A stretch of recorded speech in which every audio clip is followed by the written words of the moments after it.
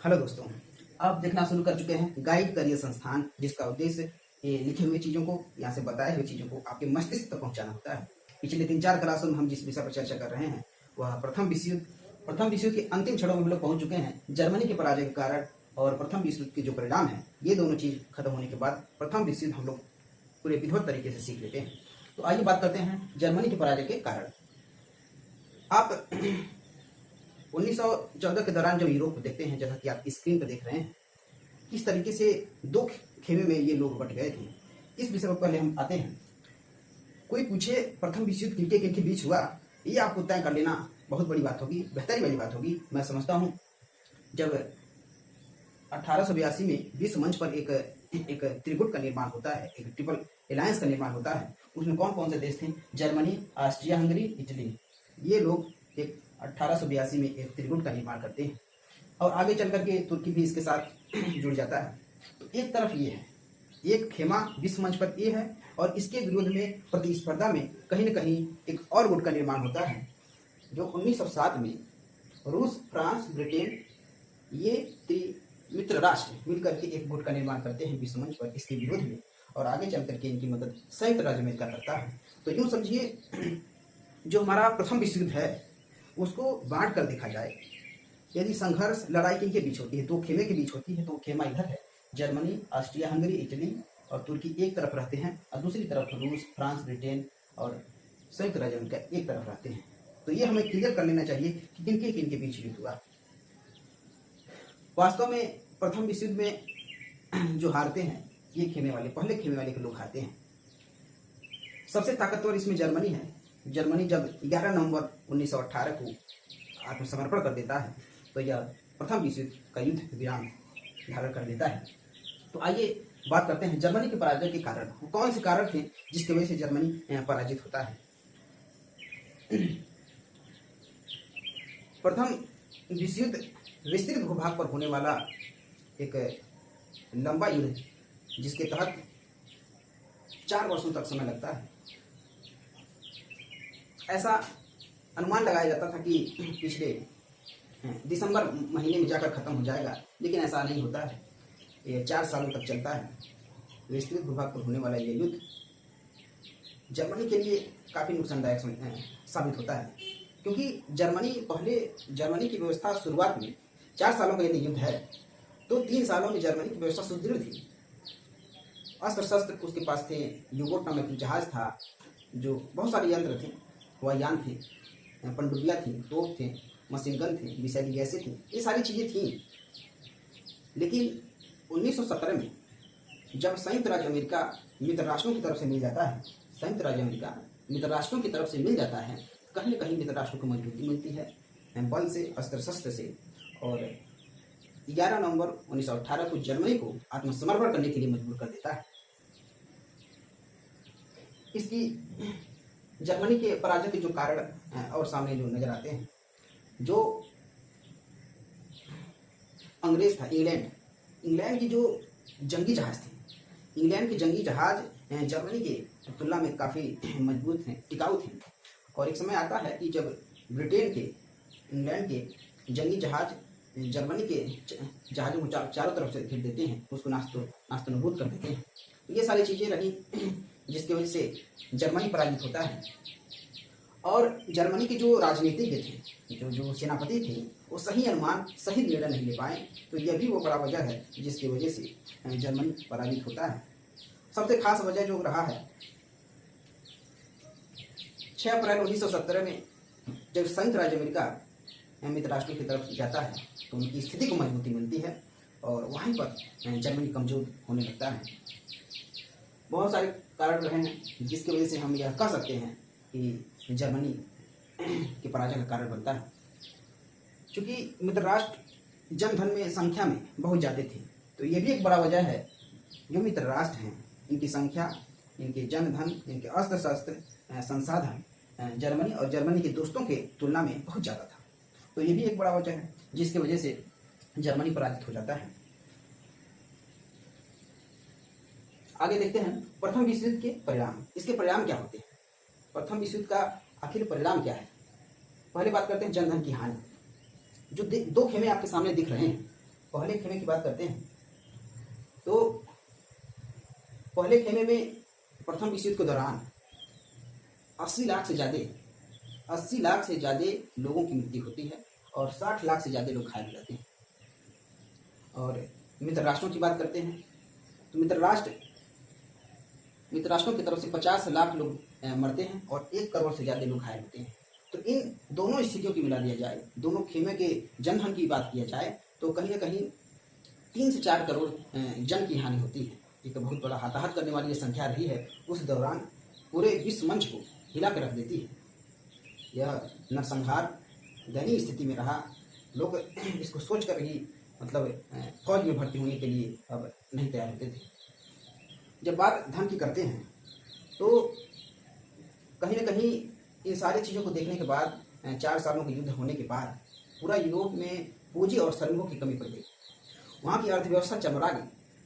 पूरा यूरोप, आप जैसे कि स्क्रीन पर देख रहे हैं, पूरा यूरोप संयुक्त राज्य अमेरिका का कर्जदार बन जाता है।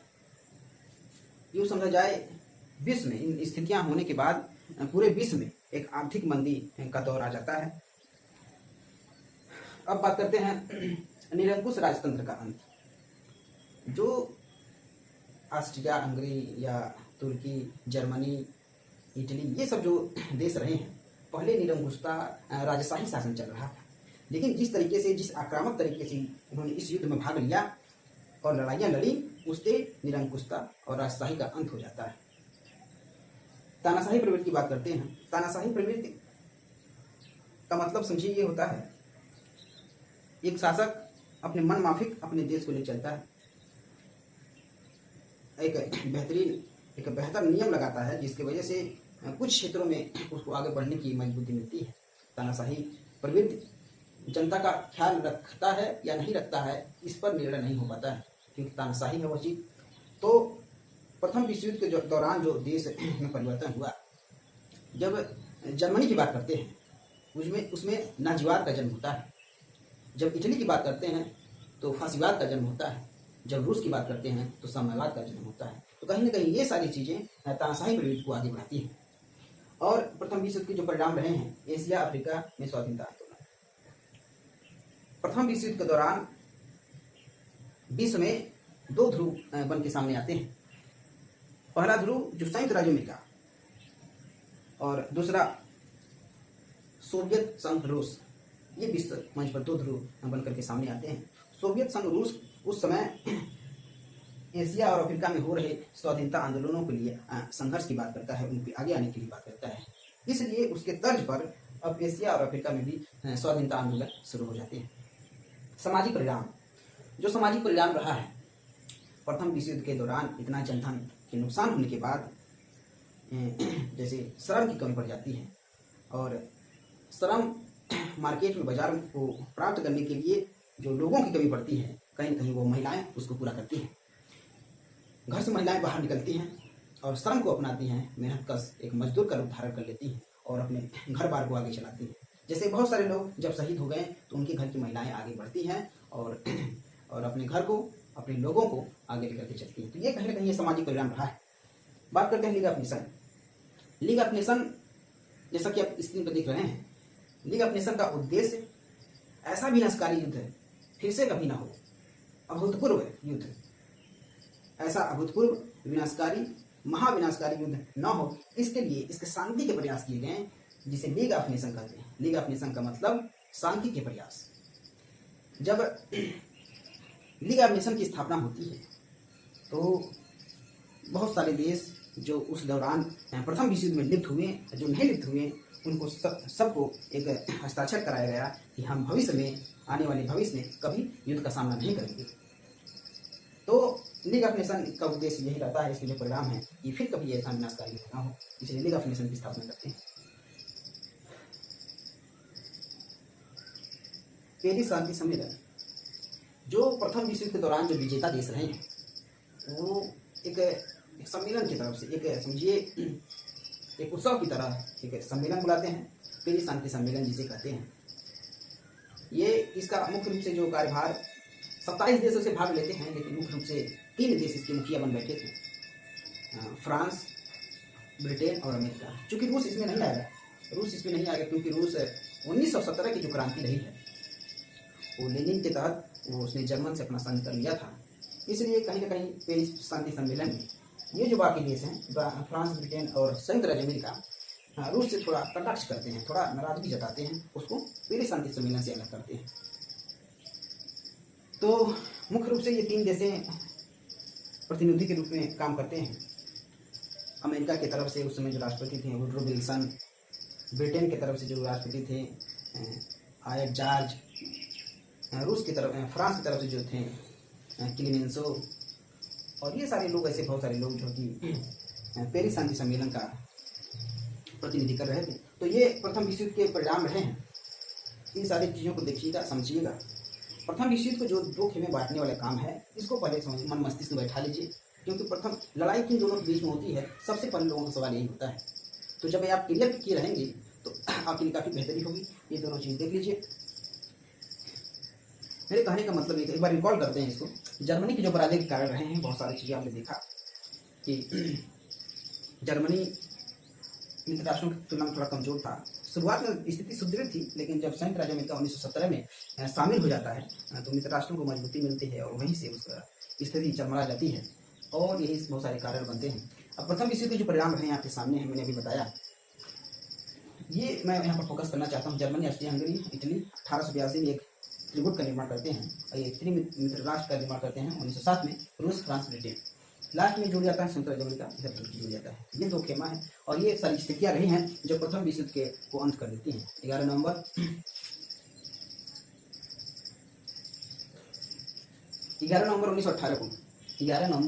1918 को जर्मनी जब आत्मसमर्पण करता है, वहाँ के जो राजा हैं निकोलस द्वितीय, सॉरी निकोलस द्वितीय नहीं है, याद नहीं आ रहा है, बताएंगे बाद में। वहाँ के जो राजा थे 11 नवंबर 1918 को वो हॉलैंड चले जाते हैं भाग करके, डर करके, और पूरा जर्मनी 11 नवंबर 1918 को आत्मसमर्पण कर देता है। इस तरीके से प्रथम विश्व युद्ध समाप्त होता है। अगले हम क्लास में पढ़ेंगे द्वितीय विश्व युद्ध। यह क्लास मेरा जो चलता है वो क्लास 8, 9, 10 का बेस्ट पर है, 11, 12 के बेस्ट पर है। सारी चीज़ों को उससे जोड़ करके पढ़िएगा, ठीक है। Thank you.